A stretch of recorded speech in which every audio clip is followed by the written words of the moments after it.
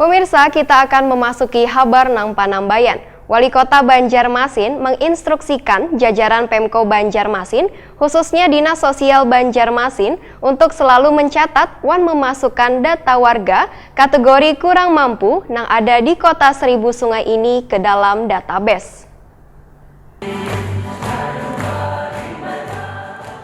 Wali Kota Banjarmasin Ibnu Sina menginstruksikan jajaran Pemko Banjarmasin, khususnya Dinas Sosial Banjarmasin, untuk selalu mencatat wan memasukkan data warga kategori kurang mampu yang ada di Kota Seribu Sungai ini ke dalam database. Arahan tersebut disampaikan wayah kegiatan rapat koordinasi data terpadu penanganan fakir miskin wan urang kada mampu di Aula Kayu Baimbai Balai Kota Banjarmasin jelang tengah hari Senin 29 Juli 2019. Kadis Sosial Banjarmasin Iwan Ristianto dalam laporannya menerangkan, kebijakan Kementerian Sosial Republik Indonesia wayah ini mengharuskan seluruh sasaran program penanganan fakir miskin wan urang kada mampu, khususnya bantuan wan jaminan sosial yang berasal dari dana APBN, wajib mengacu pada data terpadu. Sesuai Undang-Undang Nomor 13 Tahun 2019 yang menyebutkan data terpadu merupakan acuan dalam penanganan fakir miskin. Begitu strategisnya data terpadu ini, ujar Iwan Ristianto, maka validitas data harus selalu ditingkatkan melalui kegiatan pemuktahiran data secara berkala. Bahkan dalam pemuktahiran data terpadu ada beberapa kegiatan di dalamnya yang kaya verifikasi, validasi data wan pelaksanaan musyawarah kelurahan.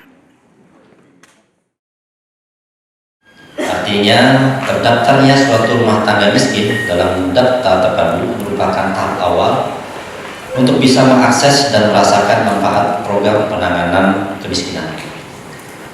Begitu strategisnya data terpadu, maka validasi dan keakuratan data harus selalu ditingkatkan melalui kegiatan pemutahiran data secara berkala. Dalam pemutahiran data terpadu ini harus ada verifikasi, validasi data, dan pelaksanaan musyawarah kelurahan. Musyawarah kelurahan merupakan salah satu tahapan krusial dalam memutakhirkan data terpadu karena pada tahap ini menjadi salah satu penentu siapa-siapa yang berhak terdaftar di dalam data terpadu. Kelurahan dan kecamatan menjadi institusi yang memegang peranan penting dalam penyelenggaraan musyawarah kelurahan.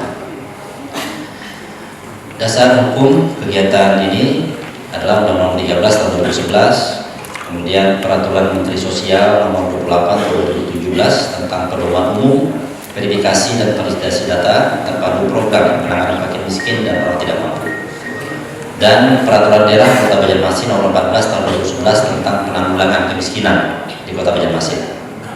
Tujuan diselenggarakannya rapat koordinasi ini adalah pertama, untuk mewujudkan komitmen bersama dalam memperbaiki dan memperbaharui data terpadu. Kedua, adanya kesepakatan dan kesepahaman dalam melaksanakan musyawarah kelurahan nantinya. Ketiga, penyerahan tergalis awal data terpadu.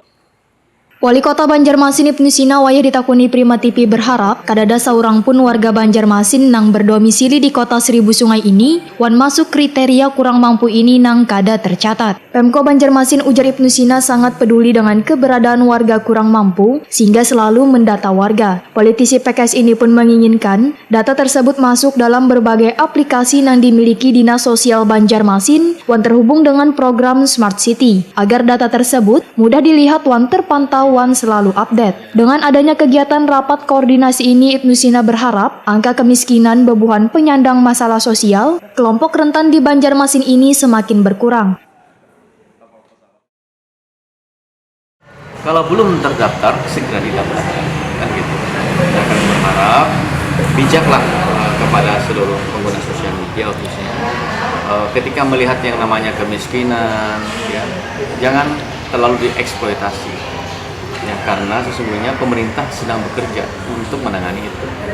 Nah, makanya basis data ini penting untuk kemudian update informasi. Ya, kemudian kalau mereka penyandang masalah sosial, insya Allah mereka terdaftar di dalam data terpadu kita. Karena di tahun 2018 yang lalu, basis data terpadu Kota Banjarmasin termasuk 4 terbaik Indonesia.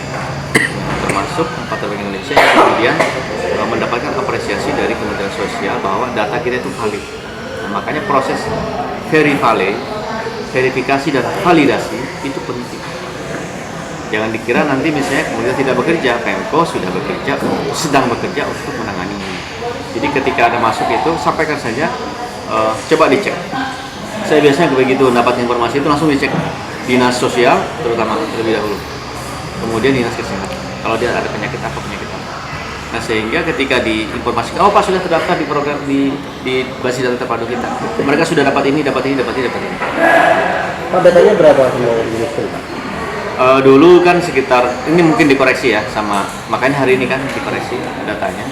Kalau dulu rasanya mau dikoreksi, 23 ribuan kan. Yang terdaftar di basis. Tapi cross check hari ini. Datanya minta nanti dengan Pak Camat tadi yang saya serahkan. Berapa sesungguhnya yang per hari ini? Ini salah satu upaya juga Pak, akan berkembang di masyarakat kan soal peruntukannya yang tidak sesuai Pak. Iya, termasuk juga yang terdaftar tapi sebenarnya tidak berhak. Nah ini kan terus divalidasi. Makanya petugas sosial kita itu banyak sebetulnya di kelurahan dan di kecamatan. Mereka inilah yang memverifikasi. Kalau memang dalam ketentuan bahwa rumahnya permanen, ada sepeda motor, oh gitu nggak dapat lagi tuh. Pasti dikoreksi langsung. Makanya menurut revisi apa, jangan sampai kemudian seperti miskin padahal misalnya rumahnya masih bagus, kemudian dia punya sepeda motor, tapi kalau misalnya memang berhak, insya Allah pasti akan didaftarkan.